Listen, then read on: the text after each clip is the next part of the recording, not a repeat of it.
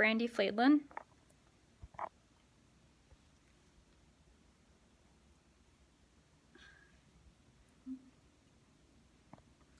How many of you have fur babies at home? I do. According to Frank Newport in the article Americans and Their Pets from December 21st of 2006, 6 in 10 Americans own some type of pet.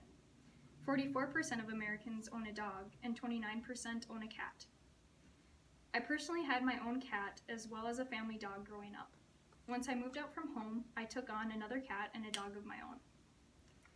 Whether or not you've ever owned a pet, I think we can agree that dogs and cats are beautiful creatures who deserve a long, healthy life.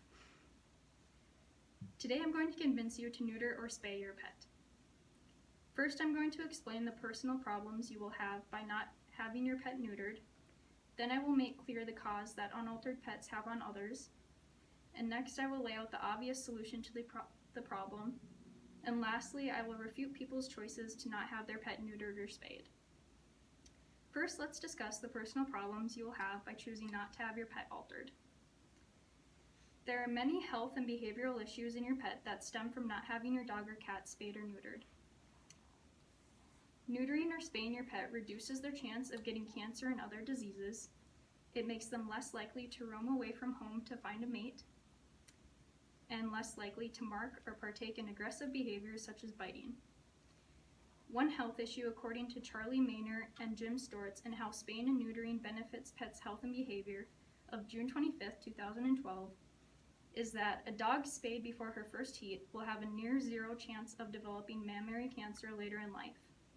After the first heat, this incident climbs to 7%.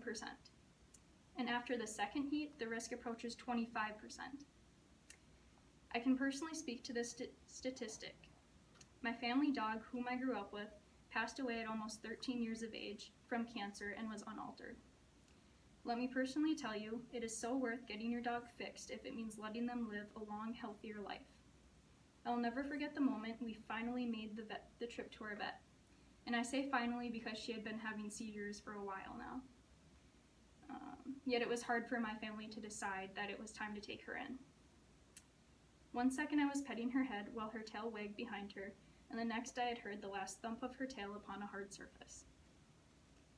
Not only is the risk of cancer heightened in unaltered pets, but so is unwanted behaviors. In 3 Simple Reasons to Neuter or Spay Your Pet by Corinne Henn, she states, neutering males will also eliminate a number of undesirable behaviors, including their tendency to urinate in unwanted areas and their desire to roam in search of females. To me, as well as many others, a pet is a part of the family. It is important that we do the best that we can to provide them with a safe and healthy life. Not only is choosing not to neuter or spay your pet a personal problem through health and behavioral issues, but it can also affect others as well. By choosing to not alter your pet, other people and animals can be affected as well. A dog is more likely to partake in aggressive behaviors, as discussed previously. This also affects who the dog is aggressive towards. An unaltered dog is more likely to bite other dogs or people. Its roaming behavior can cause car accidents, and breeding means unwanted dogs are euthanized in shelters. Attorney Kenneth Morgan Phillips states in his 2008 article, Chaining Being Male and Other Causes of Dog Bites, that male dogs are more aggressive than females, and most of the aggression is by intact males. Male dogs accounted for 70 to 87% of the attacks studied, and 60% were unneutered males. This aggression can be towards anyone. Letting your dog breed means more deaths of dogs. If the puppies do not find a home, they are brought to the shelter, and if they do find a home, then the ones who are in shelters have a less chance of being adopted and a higher chance of being put down due to lack of room in the shelters. In Top 10 Reasons to Neuter Your Pet, April 16th of 2015, Phil Zeltzman explains, meanwhile, 3 to 4 million of unwanted pets are euthanized each year. At least some of these deaths could have been prevented by neutering males and spaying females. In the shelter world, this is known as pet overpopulation. Luckily, there is a solution to these personal issues and effects it causes on others. Neuter or spay your pet around 6 months of age to ensure the best health and behavioral benefits. The procedure is very commonly done at all veterinary clinics, including my own personal veterinary clinic, Castleton Veterinary Service. I recommend them because they're more affordable than most West Fargo clinics, and they were very respectful of our needs when we brought my family pet in to have her put to sleep. If you have any questions, including the procedure or costs, you can call them directly at 701-347-5496 or send them an email found on their website.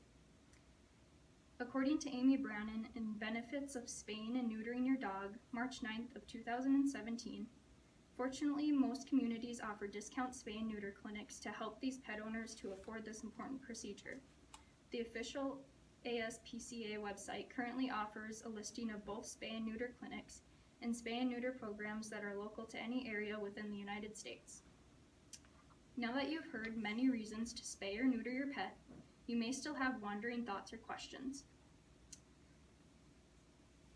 Let me ensure the information I've just shared with you by refuting a common reason people choose not to neuter their pet. This is also a reason that my mom chose to not have our family dog spayed. Some may think that their pet deserves the chance to be a parent and reproduce. However, I'm going to prove to you that that statement is indeed a personal statement and does not relate to your pet's feelings.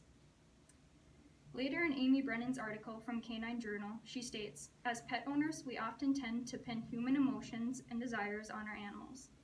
Being a parent for a pet is very different from being a parent as a human. While animals can bond with their offspring, they are hardwired to care for their young for only a select period of time, and this parenting period does not consist of enrichment activities so much as it consists of meeting basic needs. When it comes down to it, reproduction is an instinctive behavior for pets. It is about survival of genes and a drive to mate. Clearly, this proves that pets do not share all of the emotions and desires that us humans do.